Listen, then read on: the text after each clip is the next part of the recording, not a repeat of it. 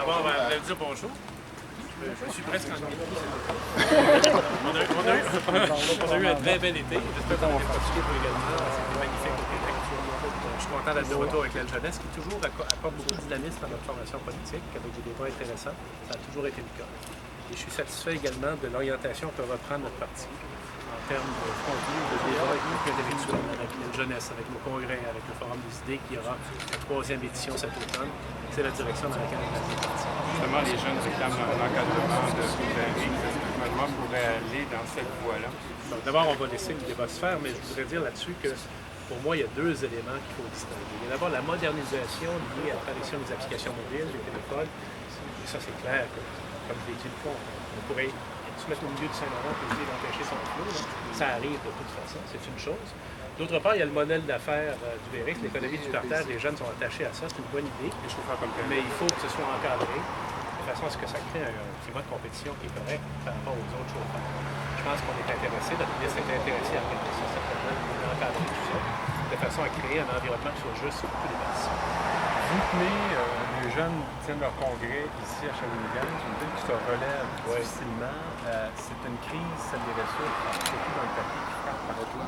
Est-ce que ça commence à vous inquiéter? C'est encore une nouvelle négative dans la ville. On est dans un cycle, il y a 2 choses dans la relation. D'abord, on est dans un cycle plus difficile pour les ressources partout dans le monde et pour tous les types de ressources. Mais justement, ici à Shawinigan, vous avez un exemple de la transition économique qu'il faut faire à ce moment. Quand les machines ont fermé ici, on est arrivé avec un nouveau secteur économique qui coïncidait avec les velléités de la région de développer l'entrepreneuriat, c'est CGI, les nouvelles technologies.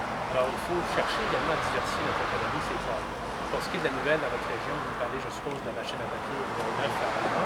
À court terme, on va faire tout ce qu'on peut pour garder cette machine-là ouverte. Déjà, on peut parler avec l'entreprise. À plus long terme et de façon plus large, c'est le cas sur la Côte-Nord également. On veut amener l'entreprise dans une réflexion avec nous sur son avenir. Est-ce qu'elle veut rester uniquement dans le papier journal? Est-ce qu'elle voudrait se lancer dans d'autres secteurs? Et là, on est prêt à l'aider. On a beaucoup d'outils pour aider pour ça. Oui, justement, le produit pour rester résolu, ici même à Shawinigan a eu une attitude qu'on a pu qualifier de cavalière dans le passé. Est-ce que c'est pas d'aider une entreprise qui, dans le passé, a montré qu'elle pouvait être aidée par le gouvernement et fermée quand même? C'est pas l'entreprise que je veux aider, moi, c'est les familles et les travailleurs. C'est à ça que je parle. Résolu, c'est une entreprise milliardaire, d'accord? C'est leur réalité. Et moi, ma réalité, c'est les familles, les travailleurs qui ont besoin d'emplois de qualité. Alors, c'est le cas sur la Côte-Nord. Vous savez, on vit un moment très difficile sur la Côte-Nord actuellement. Il y a l'exemple d'Alma que votre collègue m'a rappelé tantôt. Ici même, vous avez eu des fermetures. Alors, on est conscient du changement profond dans lequel l'industrie forestière se dirige. Ce qu'on dit à Résolu, vous devez également certainement vous adapter, penser à votre avenir. On est là pour vous aider, pour modifier votre orientation, si vous le voulez. Je ne peux pas prendre des décisions à la place des directions d'entreprise. Mais mon souci principal, encore une fois, c'est pas tellement l'entreprise elle-même que les gens dont la vie en dépend. Quel impact faut-il craindre d'une probable récession sur le Québec et sur les finances publiques, sur l'économie? Actuellement, le jury n'est pas encore sorti, comme on dit en mauvais français, sur cette question de la récession.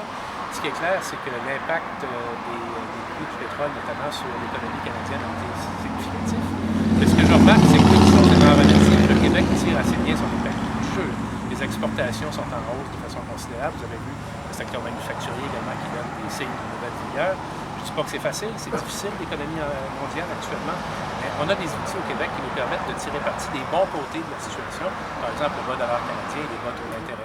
Alors on va continuer à miser là-dessus.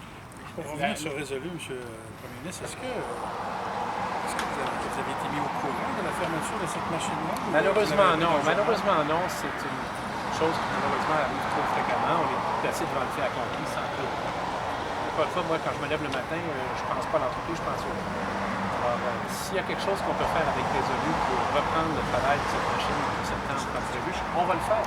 Maintenant, je voudrais également accompagner l'entreprise dans une réflexion beaucoup plus large, beaucoup plus profonde. Je vous rappelle qu'on a le même enjeu sur la Côte-Nord, de façon différente, parce qu'on parle beaucoup de la fibre. Mais on est là pour travailler, on est là pour aider les emplois avec une main-d'œuvre et C'est une dernière question. Vous entendez dans le cadre de la campagne fédérale, les engagements qui sont Alors, je vais vous dire clairement que moi, je n'aimerais pas dans la campagne fédérale, et je vais vous dire pourquoi. Moi, je suis le premier ministre qui dirige le gouvernement de tous les Québécois et toutes les Québécoises, quel que soit le parti pour lequel ils vont voter. Deuxièmement, il y aura un nouveau gouvernement ou l'ancien gouvernement réélu après le 19 octobre. Et moi, je dois avoir des relations constructives et positives avec ce gouvernement pour faire avancer le Québec. On aura l'occasion très prochainement de présenter des demandes et des attentes. Vous les verrez. On laissera les partis s'exprimer Merci. là-dessus. Mais j'entends pas devenir un acteur de la campagne. Que pensez-vous du